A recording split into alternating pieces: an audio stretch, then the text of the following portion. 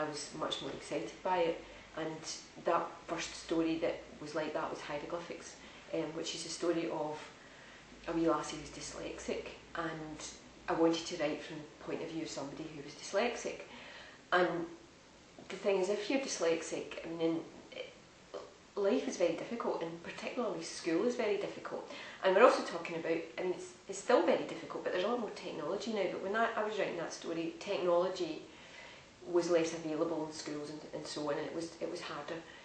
And I just felt, well, coming to school, speaking in Scots, that makes it a lot harder for you, because for a start it's more difficult, the words are more difficult, but also people don't take it as seriously, you know. So that was what I wanted to do, and as soon as I sat and tried to imagine what it'd be like to be looking at pages with the words all moving around, and the first lines came out, they were burling and dancing, you know, like big black spiders, and that was the first line of Hieroglyphics, and that was what started. And I think when you start doing that, because that was the first story that seemed to work for anybody else, I mind showing it to someone on the R1 course, and the beginning part of it, when the tutors and they liked it, I thought, you know, I should carry on with it and finish it. And it was quite near completion. And after that, I think maybe the year after now, I sent it away, and it was accepted for an anthology that was coming out. So after that worked, the voices kept coming, the voices in the Scots, the wee lassies, and then the old ladies, because I seemed to have one or other seemed to come in it very easily. And then after that, a story came that had to be written in standard English, so I then came back and did that. But that gave me more confidence in the standard English thing as well. And what I found was, when I was doing the short stories, really, I was searching for the voice that was right for that story. And in Hieroglyphics, there are some standard English voices, some third person. There are some that are slightly Scottish, softly Scottish, I suppose.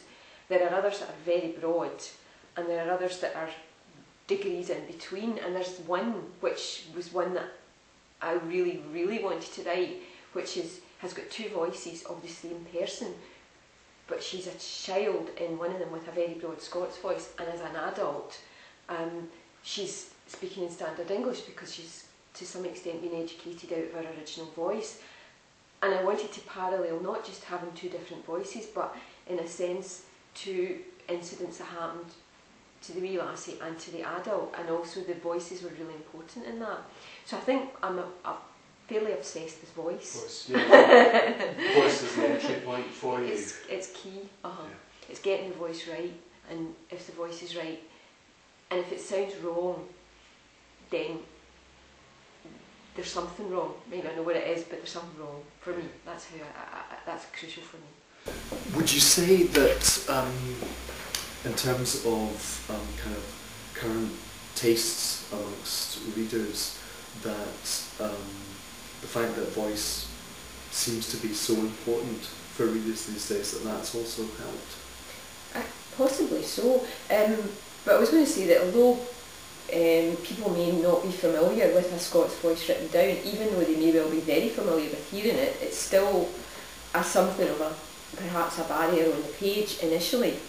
But I also think that it takes a while to get into any writer's voice, and you usually need to give it a wee bit of time, no matter what that voice is, even if it's something in standard English. Sometimes it's the pace is very slow, sometimes it's very descriptive, sometimes it's the opposite, sometimes it's very in your face, and until you get into that voice and that style, you might not be sure if you're going to read that book. So I think it's a question of maybe giving it a little bit of time, and if people do that, then they can decide whether they want to or not. Some folk have actually said that the slowing down process, which they had to engage with in the initial part of the reading, actually helped, because it gave them more time to get into it. So. And I mean, I think you've mentioned kind of briefly there that you work very hard on the readability, and I would agree in terms of the prose is fantastic. and having read a lot of work in Scots and vernacular, word you use to describe, I think some is easier on the eye than others, and certainly, is that partly driven by a concern for the reader, or is it partly driven by an enjoyment of the musicality of prose and style? I do work a lot because obviously I want it to sound really the best way it possibly can sound, and also because I'm quite fascinated by the possibilities of Scots, and particularly the Glasgow Scots voice is often regarded as quite harsh or quite funny, and I think that it has wonderful poetic possibilities as well, and I think it's that kind of balancing everything out and trying to get as much as possible from the language and from the words. So I read stuff out loud constantly and change things around to try and make it sound better, but also I want people to be able to read it. So I will look very carefully at the readability of words, about the balancing out of how many words how you spell a word, for example, the orthography of it, because there's no standardised Scots spelling, which is very liberating. I know people might prefer if there was, but it's quite nice to be able to spell a word any way you want. But then you need to look at where it is in a sentence and how it balances out with other words, and also how that sounds. And if you do a first person narrative, as both the novels are, quite a few of the stories as well, but the novels are, and remember you're taking people on quite a long journey with a novel, there are instances I don't spell the same word the same way necessarily, because maybe it looks wrong if you spell it the same way all the way through. Absolutely, I couldn't agree more. The rhythm of it, and sometimes things like, for example, to and te, as in, the word T-O, and Scots there's T-A-E.